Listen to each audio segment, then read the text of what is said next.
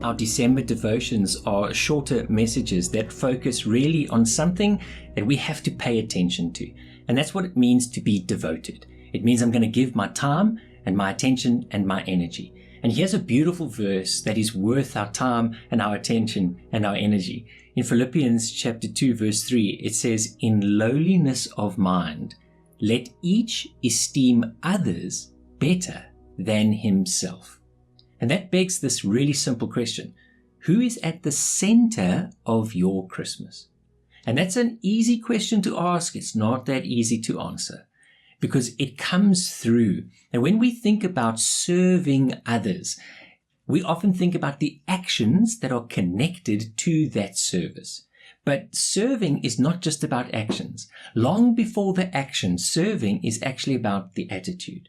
So if I think about over December and Christmas and serving, you'll think about all of the things that are connected with that, about helping, about giving, about volunteering, maybe fixing things, carrying things. Like, yes, I served somebody. And as much as what those actions are good, we want to get more to the heart because biblical service begins somewhere much, much deeper. Biblical service begins on the inside.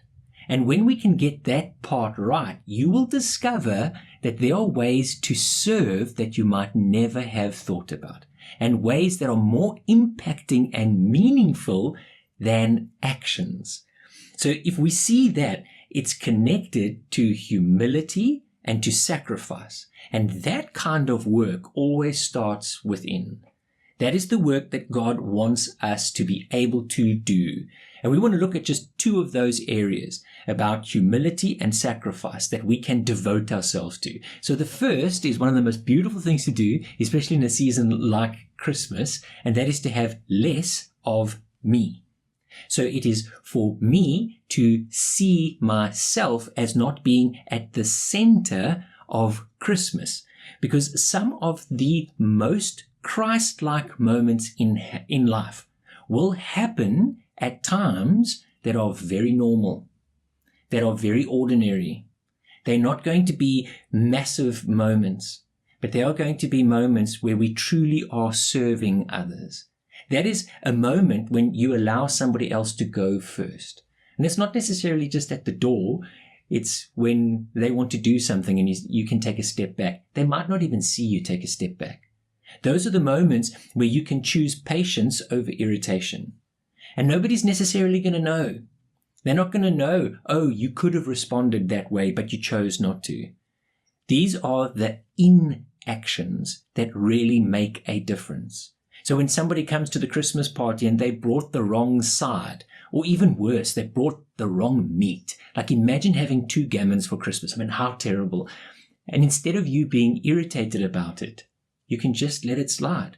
Yes, you might have expectations. Yes, you might think that in order for this Christmas party to be perfect, we need to have the red serviettes, but now they're only the white ones. Nobody else knows. And when you are irritated about it, all you're doing is you are putting your expectation, your desires, and to say it another way, your selfishness at the center. And being devoted to serve means I can let it go. The moment that you are ready to listen to somebody instead of competing for the conversation. Around the table, wherever it might be, at the bar, standing there, and you just want to jump in and say stuff, you can, or you can just allow the others to speak. Just give them that moment. It's the moment when you can adjust your plans to accommodate other people's preferences. And there are going to be so many competing preferences, especially during the holiday times. And if we want to have that mind that is more Christ-like, a heart that is willing to serve, it means that there can be times where I can take a step back, because it's the kind of service that nobody else is necessarily going to see, but the Lord knows about. And that's the secret about service when it is in action, when it's not these big outward moments, but it's rather the things that are within our hearts and the things that really make a difference, because these are the kinds of choices that bring peace into a home, that bring calm into a moment, and that make holidays really memorable. instead of having regret, instead of feeling, oh, I shouldn't have. Why was I irritated? Why did I react that way? When we can think of the Lord Jesus and the example that he has given, and let's remember that that is what Christmas is really all about. It's about remembering that Christ came.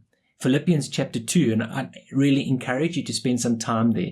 Go and read that entire passage, because just a little bit further on, from verse 5 through to verse 8, 9, where it speaks about the fact that Christ wants you to have this mind that he had, where he didn't think that it was anything great to be equal with God because he was God.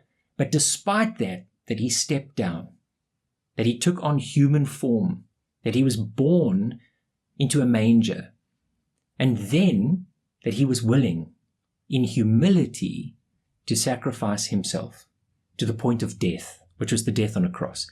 That ultimately is the story of Christmas. And that is what Christ wants you to have. He wants you to be able to devote yourself to serve others in a similar way, in a way that includes humility and sacrifice. And when you're able to see that, then you understand that the Lord didn't have to do that. He didn't have to step down into humanity. He didn't have to offer his life as a sacrifice. He didn't do it because everybody around him was treating him well and because they deserved it. He didn't do it because the crowds appreciated him and what he was doing. And he definitely didn't do it because it was convenient. He did it because he put us first. He did it because he came to serve. And so when we can see that service starts with less of me and then it moves to more of Christ, because there is going to be a sacrifice connected to it. And that's important to understand. It's going to cost something, just like it cost him. But when you're not aware of the price, sometimes it can catch you by surprise, and it could even stall you in your moment of serving. So I was just about to, but that means that I'm not going to get the recognition. But that means that I'm not going to get what I want. No, I'm not willing. So let's be sure that we understand that there is a cost. And what is that cost? Well, sometimes it's going to be your time. Sometimes it's going to be your comfort. Sometimes it's going to be your right to be right and allowing others to be right. Sometimes it's going to be an emotional energy or your preference, or it's going to be the recognition or the appreciation that you're not going to get. Are you willing to pay that price? Because there is almost nothing that shapes Christ-like character more than choosing less of self and more of Christ in those small moments. And this isn't about people walking all over you. It's not about being a doormat. This is about choosing not to put yourself at the center. And not just about Christmas. It's not to put yourself at the center of any moment, but rather of really being able to serve others. And it's understandable to think that we will see sacrifice as something that's going to drain us, something that's going to be like, do I have to give again? Like, this is going to cost so much. I don't have it in me. And that's not necessarily the case. Because when we sacrifice, not just with the right motive, but when we sacrifice to the right person, and ultimately that's what we have to see. The opportunity to serve is not about the person who's in front of you.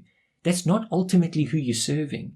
You are serving the Lord Christ himself, because he's the one who's calling you to that service. He's the example. And when I can see I'm doing this, they might not even know that I didn't snap back. I had a sarcastic comment. I didn't say it. I kept it. And they only got patience and calm and peace. But the Lord knows. And that is what is truly valuable. Because then, even when I sacrifice, it energizes me. It fills my life and it gives me joy. And that's where sacrifice becomes meaningful.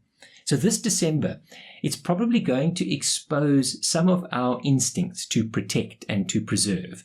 It's going to show where our heart really lies. But it's also going to give an opportunity for us to be able to reflect Christ more, to be able to show those small acts of service, not necessarily in a public place, not these dramatic gestures or these grand moments, But the opportunities are going to be there in the quiet, daily, unnoticed choices that we make.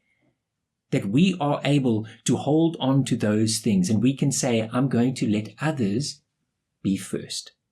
I'm going to give preference to them.